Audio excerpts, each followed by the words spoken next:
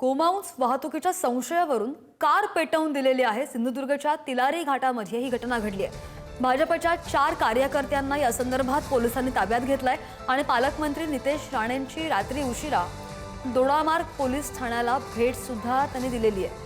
नितेश राणेंनी ताब्यात घेतलेल्या कार्यकर्त्यांना धीर दिलेला आहे। घटनेमुळे दोडामार्ग तालुक्यावर तणावाचं वातावरण आहे। आम्ही लोक असताना आणि आम्ही सगळेजण ह्याच्यातून गेलेले लोक आहोत समजलं ना, म्हणून एवढं काही डोक्यात तुम्ही आणू नका। कोणाला आता बाहेर काही अफवा पसरवतो त्यांना असं करताय तसं कर, असं कोण काय नाही। आपल्या कारकिर्दीमध्ये कोण काय असं करणार नाही आणि कोणाची एवढी हिंमत पण नाही। म्हणून त्याची तुम्ही ते पहिल्या गोष्टी मनातून बाहेर काढा।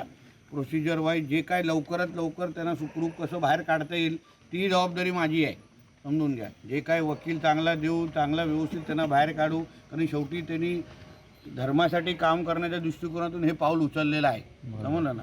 आपल्या धर्मासाठी काम केलेलं आपण त्यांना व्यवस्थित सुखरूप आणण्याची जबाबदारी ही माझी आहे। हे मी तुम्हाला सगळ्या जणांना शब्द देतो इथे।